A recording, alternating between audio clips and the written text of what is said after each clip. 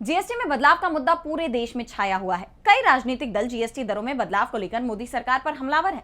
इसी कड़ी में अब तृणमूल कांग्रेस यानी टीएमसी नेता अभिषेक बनर्जी ने सरकार पर बड़ा आरोप लगाया और साथ ही जीएसटी को लेकर मोदी सरकार को कटघरे में खड़ा कर दिया। इसके साथ ही उन्होंने लोकसभा चुनाव के नतीजों का भी जिक्र किया।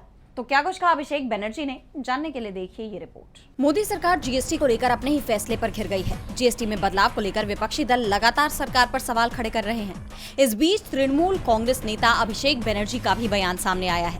उन्होंने मोदी सरकार पर बड़ा आरोप लगाते हुए कहा कि केंद्र सरकार ने जीएसटी में कटौती इसलिए की क्योंकि 2024 के लोकसभा चुनाव में बीजेपी की सीटें घट गई थी। यही इसका सीधा नतीजा है। टीएमसी नेता ने कहा कि लोकसभा चुनाव में बीजेपी ने 60 सीटें गंवाई, संख्या 303 से घटकर 240 रह गई। इसलिए जीएसटी भी 27% से 18% तक घटी। उनकी सीटें और कम होती तो ये 9% हो जाती। जिस दिन बीजेपी के पास कोई सीट नहीं रहेगी तब जीएसटी शून्य हो जाएगी। अभिषेक बनर्जी ने मोदी सरकार से सवाल करते हुए कहा कि क्या पिछले 8 साल से सरकार के जरिए जीएसटी के नाम पर जनता से ज्यादा टैक्स लिया गया? बंगाली में कहते हैं कि बिल्ली तब तक पेड़ पर नहीं चढ़ती जब तक उसे खतरा ना हो।